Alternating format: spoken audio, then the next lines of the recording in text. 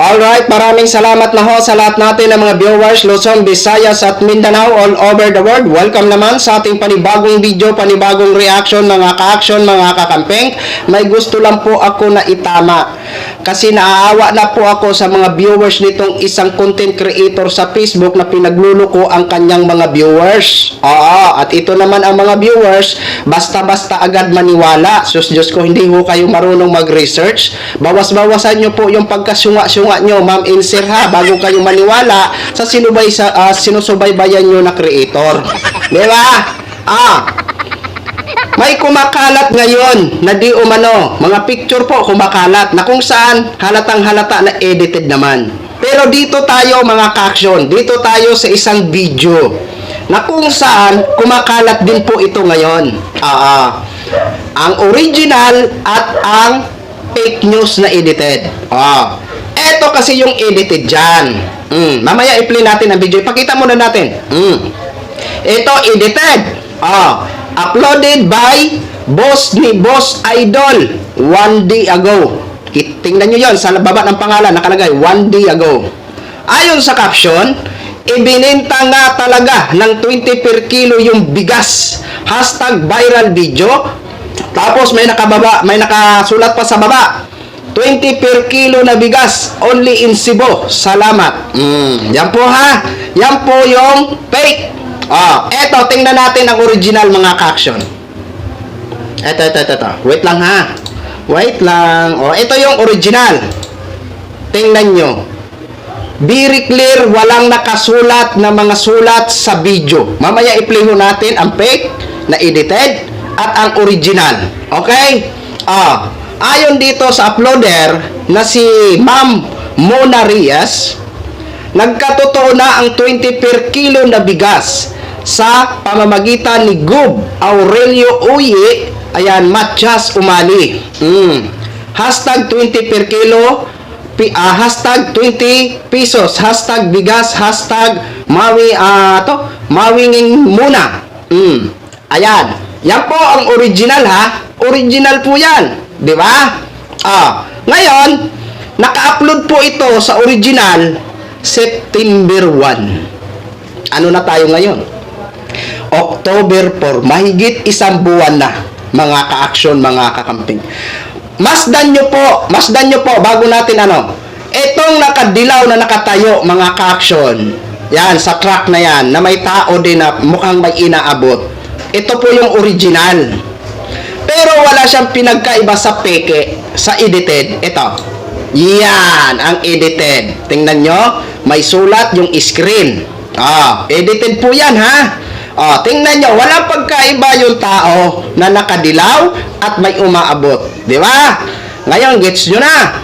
Ito, i-play na po natin ang fake video na inedit.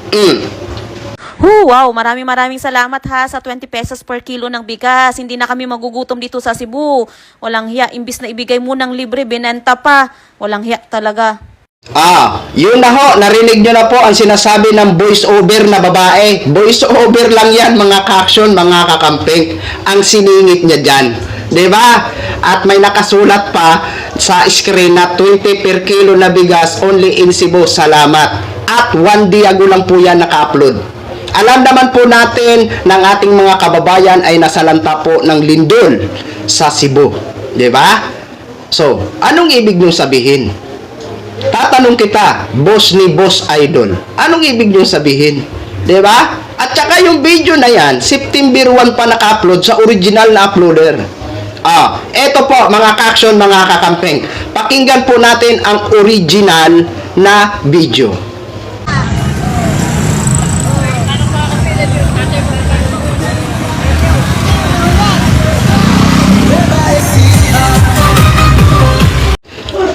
Diba mga ka-action, mga kakampeng?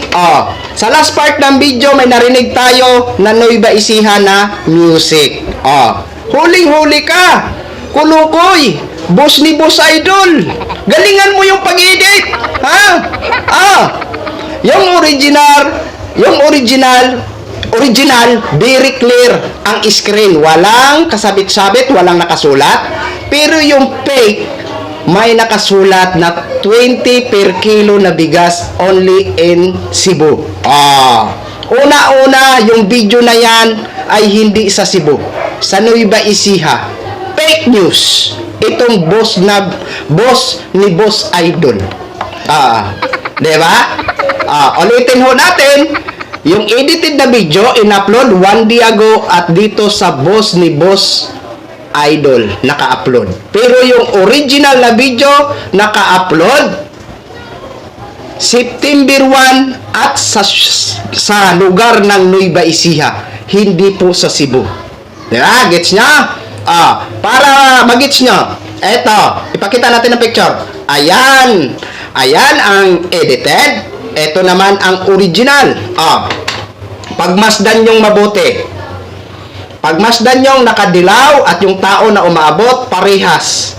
Ang pagkakaiba na inedit lang nito ni Boss Idol, yung nilagyan niya ng sulat ang screen niya na 20 per kilo na bigas only in Cebu. Salamat. Hindi na kami magugutom. Pero yung original na video, walang sulat. Di ba? Kita nyo? Baka hindi nyo kasi mapansin na yung original, nakaganon ang tapos nakaganon, nakita yung salamin ng sasakyan. Ito, ganun din. Pagmasdan nyo yung picture na may nakasulat na 20 per kilo na bigas. Andyan yung sa taas, sa taas mga kaksyon ng sulat lang. Yan ang side mirror ng sasakyan. Di ba? Hindi niya kasi gaano natakpan ito. Kaya nahalata. Di ba? Galingan nyo naman ang paninira nyo. Sa totoo lang, galingan nyo yung panluloko nyo sa mga supporters nyo, sa totoo lang. Diba? Kung ang interest nyo ay panliling lang, kawawa naman kayo ng mga supporters nito ni Boss Idol. Sa totoo lang, hindi ito paninira, kung hindi tinatama lang natin ang kumakalat na maling informasyon. Diba? So yun lang po mga ka-action, mga kakampeng. Gin-share ko lang ho sa inyo yan. Maraming salamat po sa lahat natin ng mga viewers Luzon, Visayas at Mindanao all over the world. Ako po ang inyong lingkod, si The Action Man. Have a good day, everyone!